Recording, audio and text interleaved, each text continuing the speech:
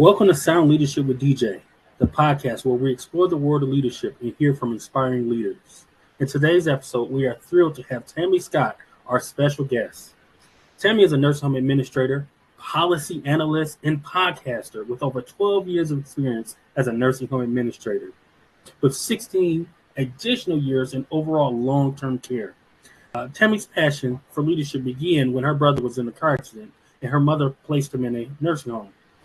Tammy has dedicated her career to improving the lives of those in long-term care. In this episode, Tammy will share her insights on what it's like to be a licensed nursing home administrator during the pandemic. We will also hear about the challenges she's faced and how she overcome them and the lessons she learned along the way. So sit back and relax and get ready to be inspired by Tammy's incredible journey. Without further ado, let me please give a warm welcome to Miss Tammy Scott. Welcome to the show. Thank you. Hey. Yes, Thank I you so much. appreciate you for taking time out of your day to join us. How are things going? Oh, it's going lovely. Going lovely. Enjoying myself. Of course, the weather just crazy. Where are you The located? tornado just hit. Yeah, the tornado just hit. But it skipped over Memphis. So where we had a couple of trees that fell. But overall, we're good. Overall, Very yes. good. So you're in Memphis, Tennessee. How long have you been there? I'm born here. Born and raised. Oh, Yeah, okay. born and raised. So Yep. tell us a little bit about yourself. Obviously, I did that introduction, but I know it's no justice to the story that you have to tell us. So tell us about Mhm. yourself. What got you into leadership? What got you to become a true nursing home administrator? I know you're going to speak shortly about your brother, but tell us about Tammy. Okay, sure. Um, well, that's the whole backup story of reason why I wanted to become a nurse home administrator is because of my brother. Um, of course, he got in a car accident when I was in middle school. And so I had to care for him because my mom was disabled. She was blind. So, of course, she had to place him in a nursing home because she didn't have the skills that she needed to basically care for him. And she had three youngest children under him that she had to care for.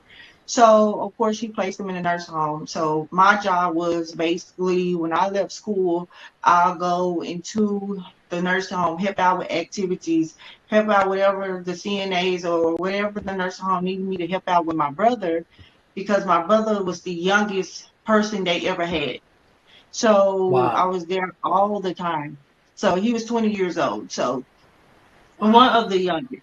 So, so I used to always go there, help out with activities, trying to help him feel comfortable because a lot of individuals a lot older than him. But eventually, he was able to, get comfortable in the nursing home. Of course, it was he'd been through a lot of changes, mood changes, because he was so young. He just got in a car accident, and Yeah. so realization really haven't kicked in really on his new future. So I was just there, to keep him calm, always been there, always been around. And by doing so, I felt like the nurses and administrators was so, so good. And Yes. I got so eager to learn the all the department heads, and I became so fascinated with the DON, how she did everything, and how the administrator she did everything. So doing Yeah. so, I was able to learn a lot from them, and they was able to give me a lot of insight on a lot of things. So they became some very, Okay. very huge mentors for myself, me being in middle school. So Wow. I went to school for this. When I was in high school, I was still doing it. So when I got into college, this is something that I knew I wanted to do, and there was nothing that was Wow. going to turn me away from it. So because this is something that I felt like I really, really needed to know, because Yes. I knew that my brother was going to not always be in a nursing home, but I knew he was going to be there for quite some time. And I Wow. wanted to be the person to come to the care plan meetings, sit down and do paperwork, learn about this, learn about that when it comes to my brother. And while doing so, I learned a lot. You know, I Mm-hmm. learned the insides, what the staff go through, what the families go through, what everyone go through. So that what really, really made me, decide to become, a nurse home administrator. Yeah. Yeah. Wow.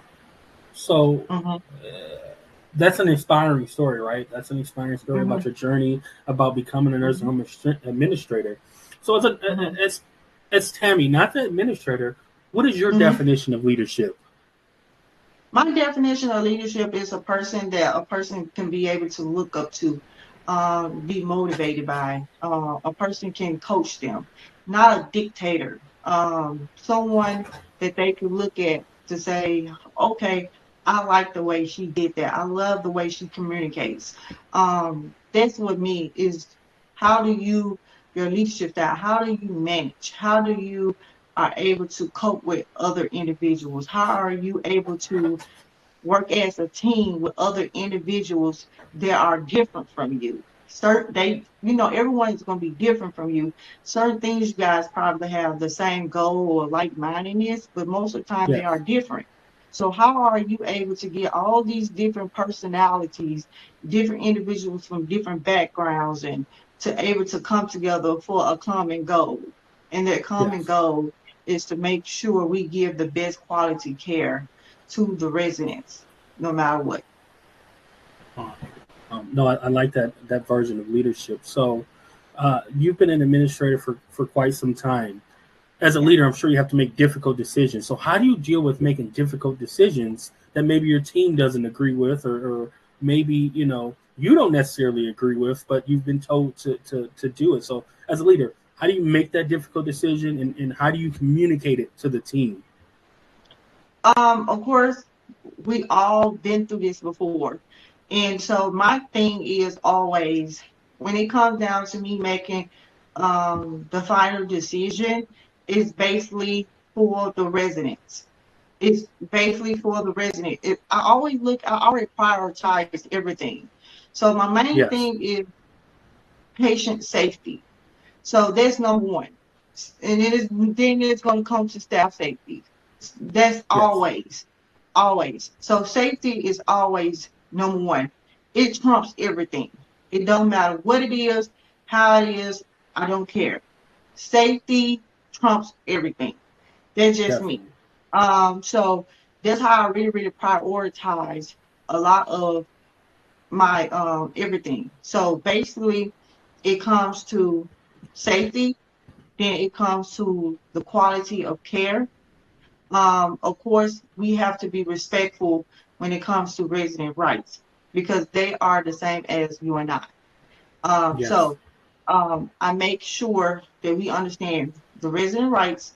I make sure that we have an understanding that these individuals have left their homes to come into a nursing home.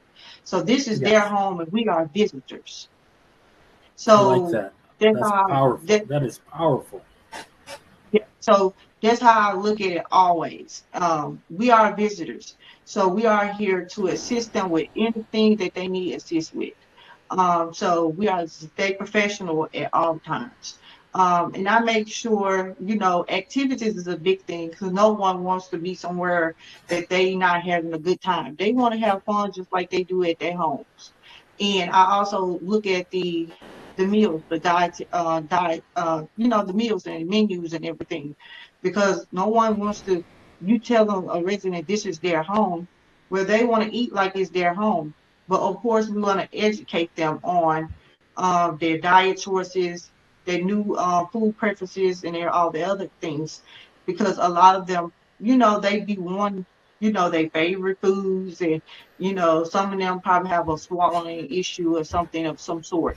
So that's our job Definitely. to continue to educate them as always. Definitely. So, as a leader, how do you gain their trust? Because right, it's not given. I think people can think leadership is given, right? Trust is earned. So, how do you Correct. earn their trust as a leader? I earned that trust when I first walk in. I build a report.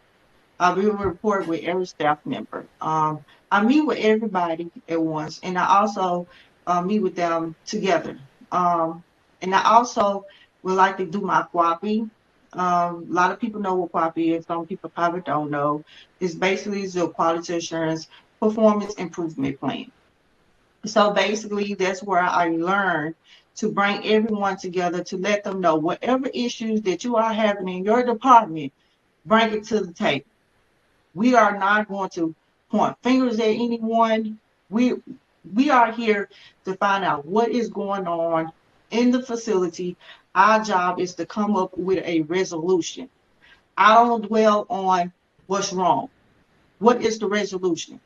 What are we doing? We're gonna give each other a time frame. Who's responsible for making sure who will spearhead this to make sure that this right here get done in a timely manner? And we will come back to the table to see, did it get done? What can we do to make sure that it, everyone follow up on it and all the other good stuff. So that's why I make sure I do it. I'll make sure I build a report with all of them together and individually. And I make sure I have an open door policy so they can come and talk to me whenever they want to, whenever they need to. And sometimes I stay late too from work Wow. because Okay. sometimes you have that second shift that comes in, and sometimes I come in a little early so you can Yeah. hear the third shift. And so I do that as well. So sometimes I come in early, sometimes I stay late. So they'll be able to feel comfortable with me. So they'll be able to speak with me. Because sometimes you'll be surprised. A lot of individuals be so working and they be so busy, find those late hours here that I'm still there. They'll come to me and say, Miss Tammy, um, can I speak to you? Can I talk to you? Because everyone had already left the building. So now they feel comfortable coming to my Hmm. office wanting to speak. So that's what I do. Okay.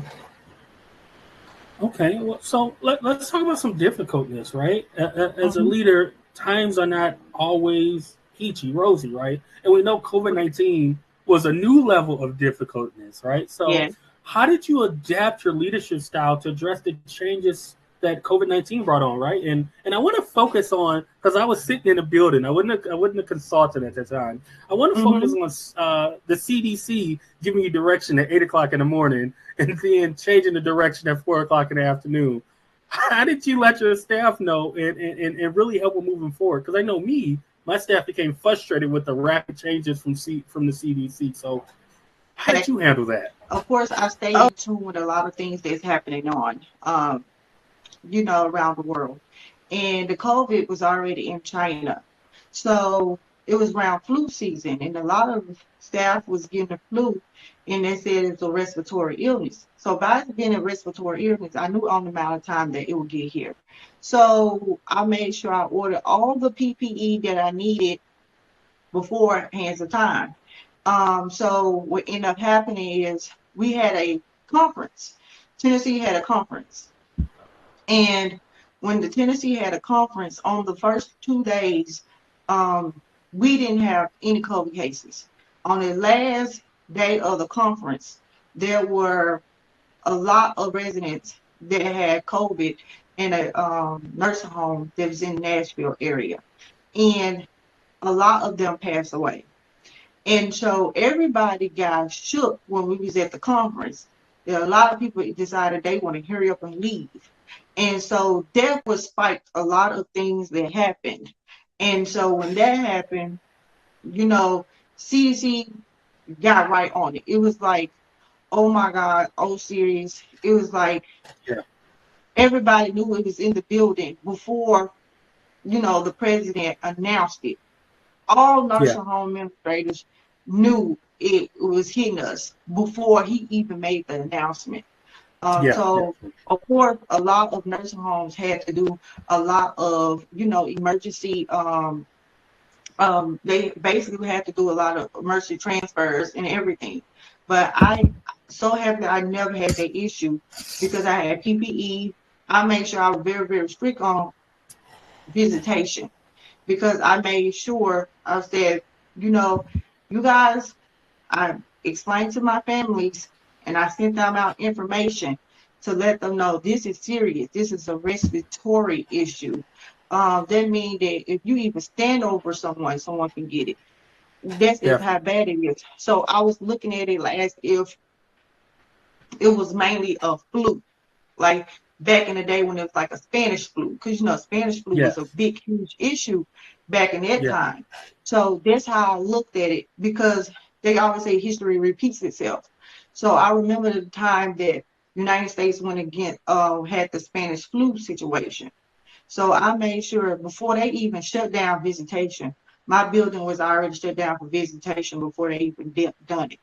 So Wow. I already did it. Matter of fact, they was calling, they was calling, families was calling corporate on me. They was calling a lot of individuals on me because I shut down visitation before it got shut down. And I told Wow. them this is serious because I'm already watching it on the news. I already see Yes. how bad it is. And my job is to make sure everyone's safe. Like I told you, resident safety, safety is number one. I don't care. It's safety. And I prioritized it. And that's what I did. And then eventually the president, he got on board, he said it. And now Mhm. CDC came with all these regulatories. I said, oh my God. I said, now this is serious. Even though I prepared myself, I did not know how big it was going to get because I Definitely. never experienced it. It's different from you learning it by the Spanish flu by reading it. That happened over 100 years ago, 1919. But now it's 2019 going to 2020. It's totally different. And so it's like, oh my God, like this is right here is very, very serious. Okay. So you've taken all this leadership you've gained over the years, all the experience, and you've launched a network or you've launched a group yourself. So talk to us about this group, this network, and let us know. Tell us about it. Sure. So what ended up happening, me being a nursing home administrator for a long time, when I first came in the industry, it wasn't a lot of African American mentors that I can turn to and speak to that was in this field. Um, Sometimes when you see them, they probably gone, and you wonder who I speak to now. Who do I talk to? Because their journey is different from other individuals' journey. And me being young, I needed someone to talk to and speak to. And I still had a certain mentor, but she ended up moving away. So I was like, I need to be able to talk to someone because there's been times where I was thrown out to the wolves. So when I was thrown out to the wolves, I had to learn on my own how to do things. And that's the reason why I learned how to be very precise when it comes to things. I became very, very, you know, um, organized with certain stuff. And I learned how to do different systems, different programs, different ways to do things. So over the years, as I was getting older, then I started to see a lot of individuals come into the industry that look like myself. When I first came in, it wasn't that many of us, but now it's more of us than it usually been. So I was like, because it was so many limited in the Shelby County, Memphis area and around the tri-state, I looked at it. I had to reach out to other administrators that's in different cities and different states. So we'll be able to talk to one another. So first, it became something because first I got part of certain forums and associations first, and I just felt like they weren't speaking the same language I was speaking, like they wasn't for me. So I decided, well, let me start my own forum. So first it just started our own forum for us to, speak about whatever things that we wanted to speak about. Then I decided to have private Zoom meetings and calls and stuff like that. So we can just have private phone calls. So they didn't want to put it actually on the actually page that we had because they felt like a lot of individuals would take that information and take it somewhere else. So I started to make Zoom call meetings where individuals who was new want to get in the industry. I make sure I help them out with it. because I already knew the ins and outs, how to do it. A lot of individuals would tell certain black administrators, no, you got to do it like this. No, you got to do it like that.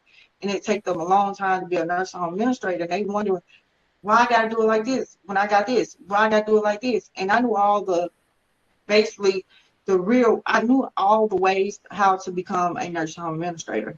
So I wanted to educate them on all the ways on how to become a nursing home administrator. Everyone just know one way. It's different ways to become a nursing home administrator. And so I want to let them know that. And a lot of them only focus on their state, which is fine. But my thing is I started to learn about different rules and regulations for different states. So that's how I became very, very good at it. So then I decided, to go in, um, um, like myself, put them on form. In doing so, I decided to make the black website. During that time, I was like, I like blacks, and I couldn't use black, so I was like, well, it's gonna be black. I was like, okay, what can I do this? It say black, but I can spell it a little different.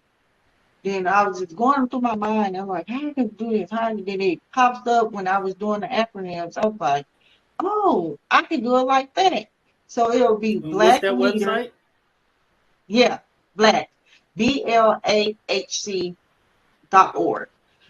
So it's Black Leaders and Administrators in Healthcare. So I Love wanted it. to bring everyone in. First, it was going to be nursing home administrators. Then I was like, yes, Black leaders too, because there's other leaders that's out there that's part of us that will help us on our journey to get us where Love we it. need to go. So when I did that, I came up with a mission, came up with a vision for it. Um, I did all that, came up with the logo, did the website, everything. And the ladies that when I 2 years ago during the pandemic, they was giving me insight and everything. As you can see, there's also other individuals that's on the board of directors. So I always talk to them, and they gave me great insight. I still talk to them to this day. And, of course, when you're a nursing home administrator, a lot of people get busy and they do a lot of stuff. And plus with the pandemic situation. So I used to have a meeting all the time. Then when the pandemic really, really hit with the vaccine, I had to slow it down a little bit, but we were still telling people and talking to let everybody know what was going on. Because basically it's just a forum to let everyone know, for them to voice their opinion in their their opinion of what they was going on as a nursing home administrator and what was going on during the pandemic and all the other good stuff. So, yeah, you can go on the website on there. You can go on membership, under membership, and you can click on membership, and you also will be able to fill out an application. The application is very simple. That's on there, and you can pay a fee to I join appreciate Black. you for joining us. I Mm-hmm, appreciate you for sharing your leadership insight mm-hmm. and welcoming us into the world of Black. Is there anything you want to leave our listeners with? Anything that you weren't able to say, or maybe a question I didn't ask? Is there anything before I close out this great episode on leadership with Tammy? Sure. I just want to leave the individuals out there to understand that nursing home administrators, our jobs are not easy. It's not easy. This is not an easy task. Um, a lot of individuals don't understand what nursing home administrators do behind closed doors. All the phone calls that we have to accept, all the phone calls when we have to um, take in the middle of the night, 2 o'clock, 3 o'clock in the morning. And sometimes it could be almost every day. They don't understand, like sometimes when your sleep get broken in the middle of the night because you have to answer a phone call that have something to do with maintenance or patient safety or other stuff. It could be staff to staff issues. And so a lot of people don't understand. They don't understand that being administrator is 24/7. They don't understand that You could be in the grocery store and you can get a phone call and something happens, and you got to stop and go be at the nursing home. They don't understand that. They don't understand that you could probably be on your way to go see your family. Then you got to turn around because a surveyor just walked in your building. You didn't know that person was coming. They don't understand that. They don't understand that when the state come in your building, how organized you really, really have to be. How organized you have to be with your paperwork, because of all the other stuff. It's just we just make it look easy. A lot of people think they could do our job because we make it look easy. It doesn't mean it's easy. We just make it look easy because we have to stay calm. We have to be the person to keep everyone calm at all times. So we have to have a calm demeanor. So we have to say, look, we're gonna get through this. It is okay. So we just make it look easy, and a lot of people think they can do our job, and they can't. So I just want everybody to understand that nursing home administrators, we don't need anyone to beat us down. We know what's going on in our industry. We get what's going on in our industry. We don't need anyone to point fingers and say, this is the nursing home administrator fault. This is the nursing home fault. This is that fault, that person's fault. Only thing we ask is for help. We know that we have issues in our nursing home, and we coming up with best solutions to make sure that it get done. But we want everybody to understand that as a nursing home administrator, yeah, our name is on the building, and yeah, we responsible for that building. But people out there have to understand that, yeah, we over that building, but we have a whole regional team that's over us. We have a Yeah, whole corporate team that's over us. you're right. Sometimes we can just be the face of the building, just to be the face. I've been there. And yeah, so we just the face of the we can just be the face of the building. That's all it is. And sometimes we the ones who will get all the punishment. We get everything. And Yeah, a lot of people they would attack the nursing home administrator. They say it's your fault. You let this happen. You let this happen. Is the fact that we have to be the one to relay information that comes to corporate office that get in our lap to tell the other individuals.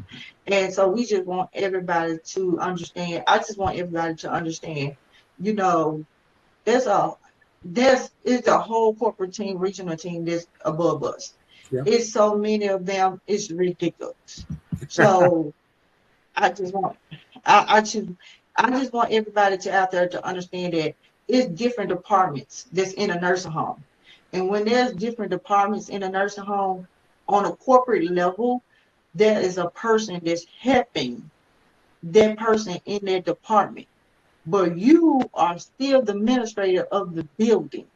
yeah, And sometimes you have to struggle with trying to have your staff and others to understand, yes, you're the administrator of the building, but you still have so many corporate individuals that's above you, that individuals that think that they can go by and they can bypass you and do this and do that and a third. And like I said, it's not an easy task. We just make it look easy. And well, yeah, and I just want everybody to be very cautious when speaking of a nursing home administrator, this is not an easy job. Our job is to come together as a community to fix whatever issues there are. What is the issue? Now, what can we do as a community to fix this issue? That's how I am. I always worry about the solution. What is the solution? We can argue and debate all back and forth, but what is the resolution? Come up with one. That's my job. yeah. Let's get to it. Well, And that's how I am. I can definitely tell that you have a passion for leadership. You have a passion for being a nurse home administrator. And I just want to Mhm. thank you for being on Sound Leadership. And I want to thank our viewers for joining us on Sound Leadership. We hope you gain Mhm. valuable insights and inspiration from our conversation with Tammy. Remember, leadership is a journey, it is not a destination. Keep striving to Mhm. learn and grow and never Yep. give up on your goals. We wish you the best in your leadership journey and hope that you will join us again here soon for more great discussion on Sound Leadership with DJ.